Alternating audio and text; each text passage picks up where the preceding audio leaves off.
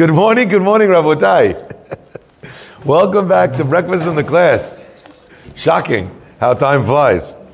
2 weeks of Breakfast in the Class are sponsored by Edward Sofer, Lilui Nishmatem, and a loving memory of his parents, Ray and David Sofer, David ben Moshe ben Naima, and Simcha bat Chana, and for the Refuah Shlema of Elian ben Deborah Sonnenberg. I remember your parents, Edward. I remember how kind and how honorable and respectful and how curious they were, always wanting to learn as much as possible. When I would do the classes on Yom Kippur, they would be literally sitting there in the front row, cocking their heads, listening in the most beautiful way. It was, they're very special people, and they'll always be very special to me. Also, dedicated loving memory to Nishmat Daniel ben Haya Yara for his askara by his children Rafael and Yara Shama. Thank you very much.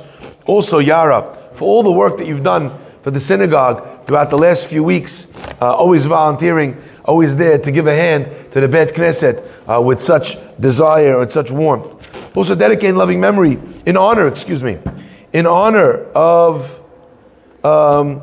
where's the loving memory one? There it is. In loving memory of Linu Shmatem, for Shiri, Ariel, and Kfir Bibas, and also for all the Jews who were murdered, Hashem Yinkom Damam, Al Kiddush Hashem, by the Torah Center silver donor, Shalom Hazan. This week's classes are donated by him in their memory. Also, my friends, in honor of Isabella Halem, Rachel Chana Bat Yehudit, I'm becoming a Bat Mitzvah this week. May Hashem continue to bless you with goodness. And a tremendous hakarat atov to Rabbi Farhi for the daily inspiration and for changing my lives and the lives of my children. Thank you, Monica Halem. I want to say also, I got to see you, I think, in the Bat Mitzvah at Shabbat afternoon class in the back row over there. It's very, very beautiful. Chazak u'baruch eskivi emtzi. Dedicated this entire year in loving memory of Nishmat Ruth Orfali Bat Adela, sponsored by her family, for the Refuah Shlema of Chana Bat Simafega, continued health, and as well for the Refuah Shlema, speedy recovery, for Eliyahu Shlomo Fortuné and Haim Rafael ben Farida. Breakfast in the class are dedicated in loving memory of Rahamim ben Shlomo Lilui Nishmato by Gila Surur. My friends, let us begin. We also want to wish Mabruk and Mazal Tov on the Brit Milah for the Bishupan and Greenwald families who are having a Brit Milah. They got married right after October 7th in Eretz Yisrael with none of their family. And all of Am Yisrael, the wider family of Am Yisrael, all turned up and celebrated with them. Random people who found out that they had no one, no friends and family at their wedding, and they came and were there with them. Azorim b'dima, when you sow in such a way, berina yiksoru, you reap with joy, and here you are at the Brit Milah of your son, reaping with joy. Chazak u'baruch, God bless. Please only answer Amen if you're listening to this live. Baruch atah Adonai Eloheinu melech haolam she'akol nהיה baro. Let's begin. The pasuk says, "Ve'ata tetzaveh," and you should command the Jewish people. And what is the commandment of the that we begin with over here? We're talking about the idea of lighting the menorah. That's the idea that Moshe commands in the beginning of Parashat Tetzaveh. And the Torah says that you should use a very specific type of oil, an oil which is refined, which is very pure. And how is that oil so pure? It's from the first and light pressing of the olive in the beginning. That gives you the first amount of oil. Okay? For those of you who are learning Moed Katan with me, you're already olive oil experts. We just learned it this past week, right? We talked about the pressing of the olive, how when the first press, that's the most valuable. The second one that happens after that is a little bit less, with more sediment, etc., etc. The second pressing of the olive, or the more aggressive pressing of the olive, is used only, for the oil for other things, for menachot. It doesn't need to be as pure. The purest olive oil was used from the first drop, right? You know what they used to be, the advertisement used to be? Come on. Maxwell House, there he is. Dan, fantastic. It's a good to the last drop feeling. Remember? Maxwell House, oh Maxwell. I think that's how they got me subconsciously to be such a coffee nut, was from those advertisements. Right, chock full of nuts, Maxwell House.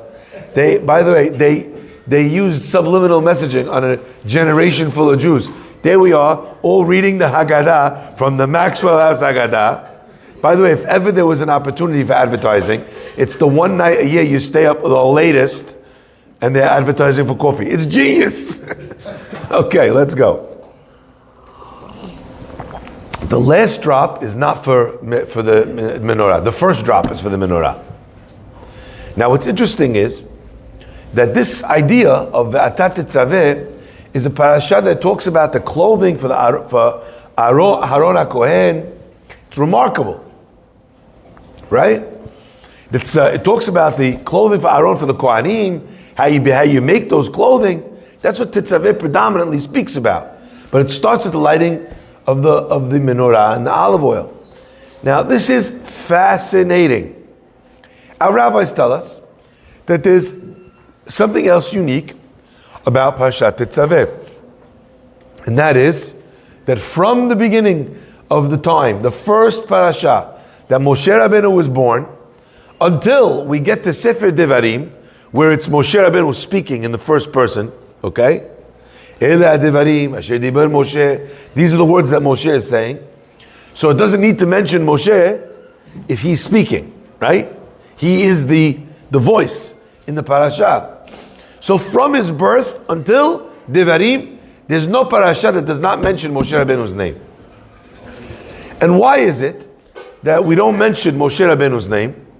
And the Chachamim explain that the reason is that when Moshe Rabbeinu went to Shamayim, and he said to God, in the aftermath of the Egel, God says, Heref memeni va'achale otam karaga, step aside, and the Jewish people now, they deserve to be destroyed.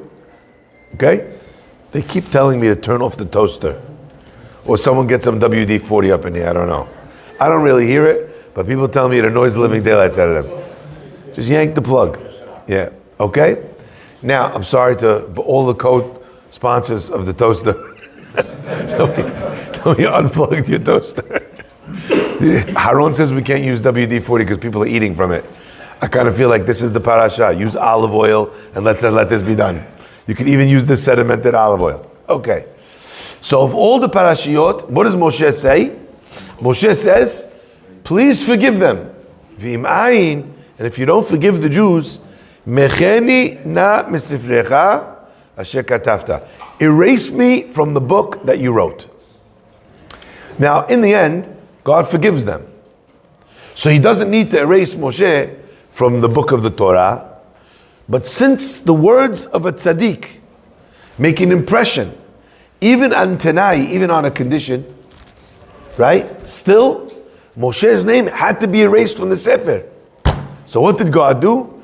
God took one Sefer, one parasha, and he translated that as a Sefer, and that's how he fulfilled the words of Moshe, erase me from your book that you wrote. Famously, the Vilna Gaon says, why are we choosing this parasha of all the parashiyot? How come this one? Says the Vilna Gaon, that almost in every year, the parasha of Tetzaveh falls out on the week of Moshe Rabbeinu's Petirah. When does Moshe Rabbeinu die?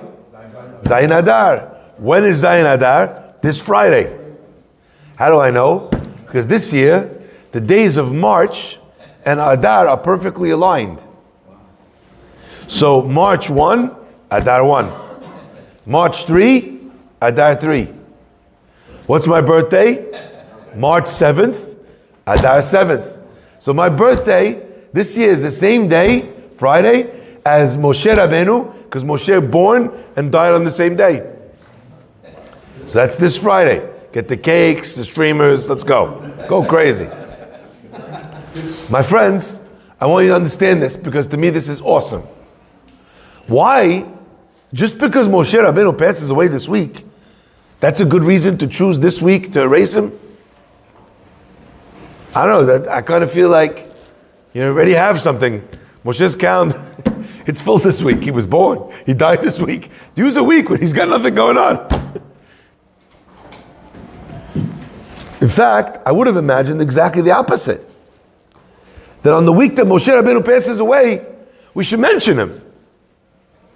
In the Yortzeit is a week that we bring everybody up. You do Ashkava. Right? We mention the name of the soul when they die. Why would we choose the week that he dies to eliminate his name? So I want to share with you two approaches.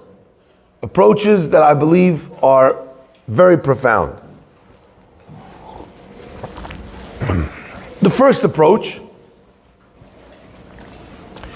is one of those approaches which is so brilliant because it makes you think about something from the exact opposite perspective than you might have. The approach of Rabbi Shimon Sofer. He says, there was once a police officer. Gives an example. Police officer does everything for the king.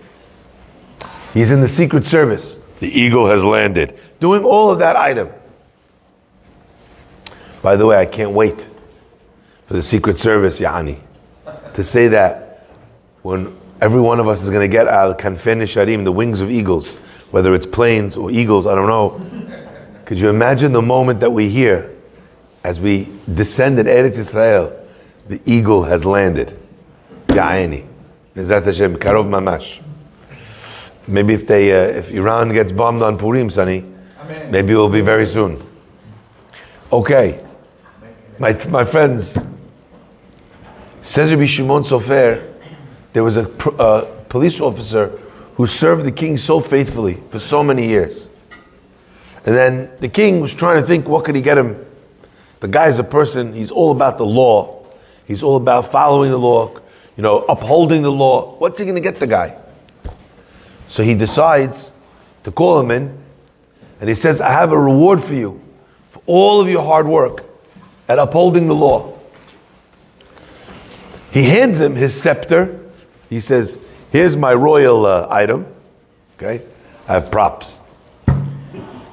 He says, whatever you want to institute, any law you want to pass in the kingdom, it's up to you. King's job is to pass laws, right? He takes the scepter, if you will, and he hands it to the police officer. Any law you want to pass it. That's the kavod that he gave him. Because what was he? The person who established law. Says Rabbi Shimon Sofer, you know why we don't mention Moshe Rabbeinu in this parasha? You think it's a bad thing. You think it's a horrible thing. Read the first words again. God says to Moshe, Ve'ata Tetzaveh. You did your job to such a great degree. I'm giving you the scepter. I'm letting you command the people. Ve'ata Tetzaveh. So I told you already before. In Devarim, there's parasha, you find that Moshe Rabbeinu is not mentioned. But it doesn't count that he's not mentioned. Why? Because he's the character. He's talking to the camera. It's POV. The point of view shot. So it doesn't count. Who's the one who's giving the commands? Moshe Rabbeinu. So that's why it doesn't count as a parasha. It doesn't have his name. And that's why we chose on the day of his birth and his death to do so. My friends, but as we learned from Masechet Shabbat, that the Torah is like a stone that gets struck by a hammer. Kipatish yefotzetz sela. Like a hammer shatters a stone, so too are the words of Torah. When you hit them, they explode into many fragments. We started by asking about this punishment that Moshe Rabbeinu gets. Why is it administered on the day of his death to eliminate him from the book? And we explained it's because of the curse of a tzaddik. But maybe now that we've seen the opinion, the presentation of Rabbi Shimon Sofer, we see it a little bit differently. Not as a punishment, but as a reward. My friends, let's take a look back in time. When Moshe Rabbeinu first gets the job, that with Mechenina he did so well. What does God ask him to be? He sees that Moshe is a loyal shepherd. He sees that Moshe extends himself for the people. And what does he say to Moshe? He says, you're the man. And Moshe says, Dachilak, you're looking for another Moshe. You got me mixed up. You want Moshe Rabbeinu, not Moshe Rabbeinu. Somehow there's a post office. There's an Ashkenaz guy on the corner over there. He prays another shul. I'll take you to him. Hashem says it's got to be you. Moshe says, what do you mean? But you have a prophet already. Aaron. Give it to him. Shlach na biyat tishlach. Send anybody, anyone but me. Moshe doesn't want the job. And why does Moshe not want the job? Because as we said, Ve'aish Moshe, and the man Moshe, Anav Me'od, was exceedingly humble. Mikol Adam, from all people that walk the earth, including the most humble people, Avraham, David, and Moshe. We mentioned the Khatam Sofer many times. He was humbler, Mikol Adam, from all men. Adam is Avraham, David, Moshe. Now let's review. What does Avraham say that makes him humble? Avraham says, Anochi afar va'efra, I'm dust and ash. What does David HaMelech say to show that he's humble? Anochi tola'at velo ish, I'm a worm and not a man. What does Moshe Rabbeinu say though? Ve'anachnu ma. And we are what? Kitalinu alinu, that you're complaining against us. Moshe says we are nothing. Moshe's anava, it was of a level that was greater than Avraham, who was ash and dust. Greater than David, who was a worm. Moshe's level of anava was that he was nothing. And what does Moshe want? To be left alone. He doesn't want the job. He doesn't want the honor. He doesn't want the recognition. My friends, so on the day of Moshe Rabbeinu's Yartzai, God grants him his wish. Va'anachnu ma. Nothing. We don't see him. But what gives you this idea is when Rabbi Shimon Sofer turns the tables and tells you it's not a punishment but a reward. And now we understand as well that Moshe, this idea that he's born and that he dies on Zayin Adar, and in that week we celebrate what made Moshe Rabbeinu, Moshe Rabbeinu. My friends, let's add, it's not only, but wait, there's more. It's not only that Tetzaveh falls out on the week of his Yortzai or his birth. Moshe Rabbeinu, in his desire to remain anonymous, in his desire to pass on the job, who did he want to give the job to? Aaron. In this week's parasha is where we read, give the clothing of the Kohen le'Aharon, to Aaron, that he should wear it, lechavod u'letifaret. Give it to Aaron. And what is it going to give him? It's going to give him honor. It's going to give him glory. Everything that Moshe Rabbeinu is allergic to. The idea of dressing someone up in fancy clothes with a breastplate, of course it needed to be done so that the people would respect Aaron as the Kohen Gadol. But Moshe wants no part in that. What hurts him is that Aaron's going to be passed over. So God chooses the parasha where Aaron is respected in order to tell Moshe, not only am I letting you be the anav you wanted to be, but what you were worried about, that Aaron would be slighted, don't worry, I'm going to make sure it's noticed. Your anivut is going to turn up in the parasha where Aaron is respected and honored. But not only that, my friends, but wait. There's more. I once saw a beautiful pshat in Masechet Avot. We say in Masechet Avot, we begin Masechet Avot. Arba Avot Nezik. No, I'm joking. We begin Masechet Avot. Moshe Kibel Torah Misinai. Ask all the commentators, what should it say, Uriel? Moshe kibel Torah me Hashem. If you want to tell me where he got it, you should tell me Moshe kibel Torah beSinai, baSinai, liad Sinai, not miSinai. He didn't receive Torah from Sinai. Answer the Chachamim, no. He received Torah miSinai. Sinai was chosen, as we know, because it was the humblest of all the mountains. So Moshe received Torah, he learned it from Sinai. He understood that the reason why he received the Torah of all people was because he was so humble. And where did he learn it from? That he received Torah for that reason. Moshe kibel Torah. Why did I get it? Sinai, from Sinai. You got me so far? So we learned it from Har Sinai. My friends, we're going to see that idea now in our parasha as well. Parasha begins by telling us that Moshe, Hashem says to Moshe, command the people that they should light the menorah. And what should they use? Shem and Zayit. In order that there should be light from the menorah.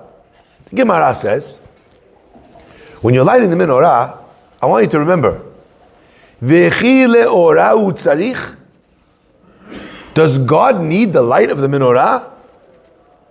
He is Oro shel Olam. He is the light of all of the world. The one that said Yehi Or. You're going to make light for him? You're lighting a menorah for God to see? Does God need the light of the menorah? Of course not. He is the source of light. Rather, the menorah is being lit for us. In fact, Gemara tells us that the windows of the Beit HaMikdash were counterintuitive. Instead of being open wide to the sunlight, narrowing into the inside, they were wide on the inside and narrowed as they went out. To say that the light emanates from here, not the other way around. We don't need the sunlight to come in, the light goes out. What I told you, miSinai, that we learned the Torah, the lesson, from the inanimate object. Says God to Moshe, Ve'ata Tetzaveh, and you should command the lighting of the menorah. Why is Moshe here? Why is he being omitted? Because he says, Mecheni na misifrecha asher katafta. Now, it's a very famous idea, but if you take a look at the chronology, we're a little bit messed up here. You have Terumah, you have Tetzaveh. When is the story of the Egel? Kitisa, next week. So how are you telling me he's not in this week's parasha? Because he said, erase me from the book, which happens after the Egel. And the answer is, En mukdam u'meuchar b'Torah. The Torah is not writing things sequentially. Terumah Tetzaveh is supposed to be where? After Kitisa. But we moved it forward. For whatever reasons, we moved it forward. We're not going to get into that today. But this parasha, when does it happen? It happens after the Egel. My friends, what happens when Moshe Rabbeinu comes down after asking for forgiveness from God in the heavens?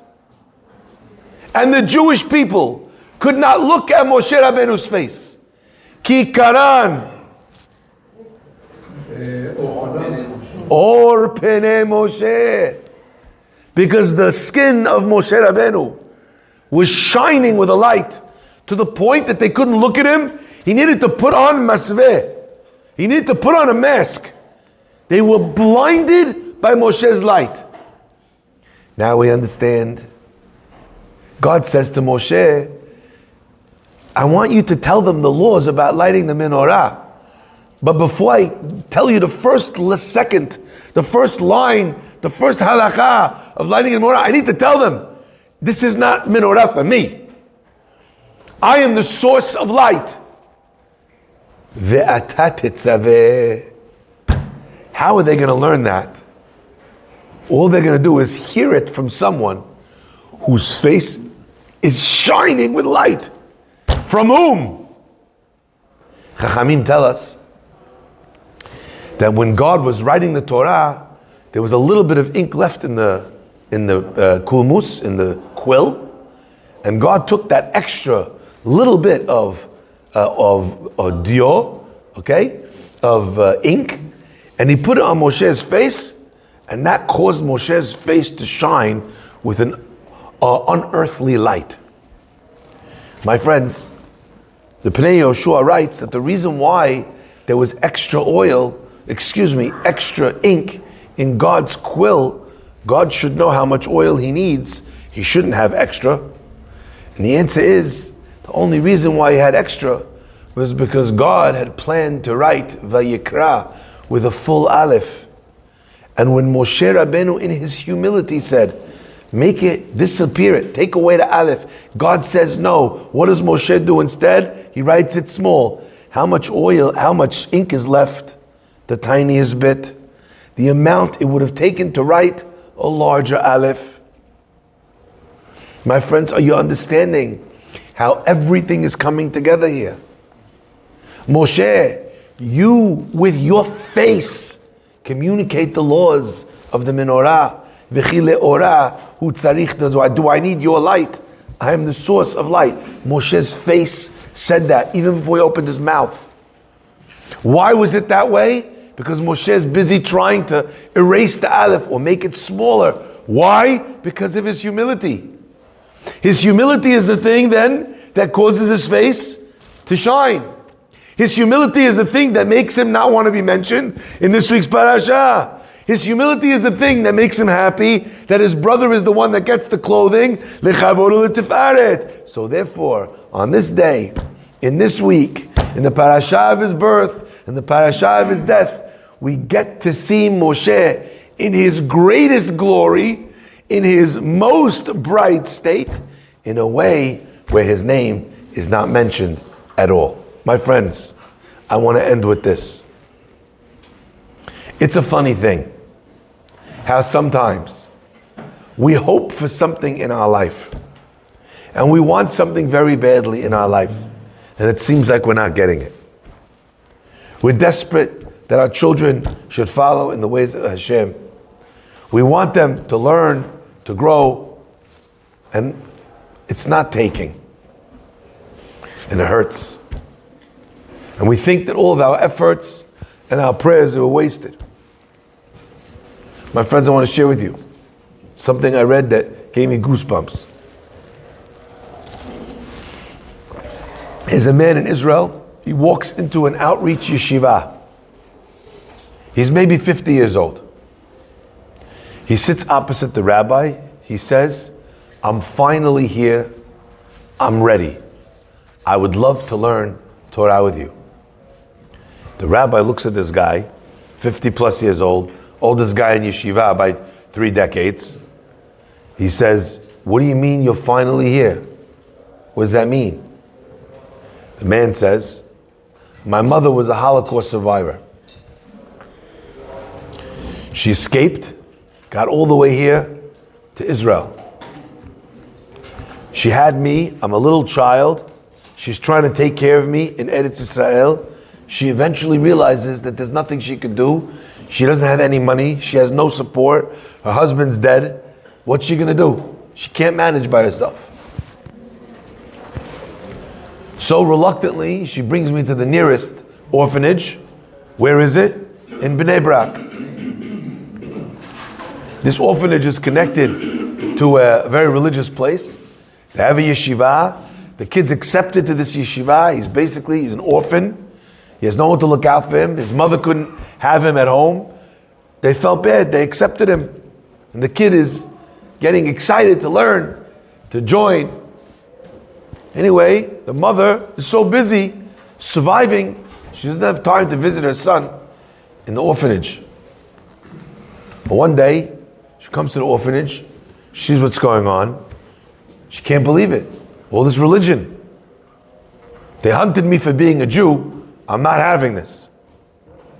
She says, you're going to put him in a yeshiva with religious people? Forget it. I'm taking him home. I'm taking him out of the orphanage. They try, convince her, not listening. She takes the child by the hand, takes him out of this place, where they were giving him meals, where he had friends. But that trauma was real. She didn't want that for her son. She goes home. At the time, they went to the Panovich Rebbe. His name was Rev Kahneman. And they asked him, what should we do? The woman took the son back. We can't do anything, but we feel bad. The kid was going to get a Jewish education now. He says, you know something? Let me see what I can do. He puts on his frock, his hat, straightens his tie, gets in the car, does this long journey to the woman's house. He knocks on the door, she welcomes him in. He says, hi, my name is Rav Kahneman, I'm from Bnei Brak. He started the yeshiva, Panovich Yeshiva, one of the most respected yeshivot in the world. He says, I understand that you were struggling to take care of your son. I understand that you didn't want your son to have a yeshiva education. And then you took your son, you pulled him out. She says, yes, it's my choice. He says, of course it's your choice. He says, but I'm here to try and maybe help you understand what it is that someone learns in yeshiva. Maybe you'll realize it's not as bad as you think it is. Maybe you'll realize he'll actually benefit from it. Anyway, he explains, he does his best to convince, to express, to allay her fears. Nothing he says works. And the woman says, thank you, no thank you, I made up my mind, this is what I want. I appreciate you came all this way. I see how much you care for my son, but I'm not sending him back to yeshiva. My son will not have a Jewish education. The man says to the rabbi, this 50-year-old man, he says, and then I saw the Panovich Rebbe, okay? Panovich Rav. I saw him put his hands down on the table and put his head on his hands. And he started crying, sobbing uncontrollably, crying for a Jewish child that would never have a Jewish education, would never get a chance to study Torah. He wasn't saying anything. He wasn't arguing with my mother. He respected her decision, but he was heartbroken. And he cried for 30 minutes straight. Until eventually, he stood up. He wished my mother well. He says he hoped that I would have a beautiful life, and he left. He says, that was when I was a little boy. It's almost 40 plus years since that day. But I was never able to get the image of this rabbi crying. He doesn't know who I am. He's not my father. Crying for me. Crying that I would not have my birthright of Torah. Those tears, he said, never left me. So I say again, I'm finally here. I'm ready. My friends, Moshe Rabbeinu wants one thing. All he wants is his anivut, is his humility. That is his life's purpose, his life's goal. But what happens? Life shoves him into another direction. But how beautiful is it that in the final analysis, on Zayin Adar, every single year, we as Am Yisrael get to celebrate the man who never wanted his name in the paper. In the end, every single one of us, you ask a child, what was Moshe? He was the most. Every child can tell you, humble. He was the most humble. They could be 4 years old. They know that about Moshe. When you cry, when you fight for something, even though during your lifetime, it feels like you're getting nowhere, those tears, they wait. And in the end, what you struggled for, what you strived for, what you prayed for, I'm finally here, and I'm ready. Baruch Adonai Le'olam. Amen ve'amen.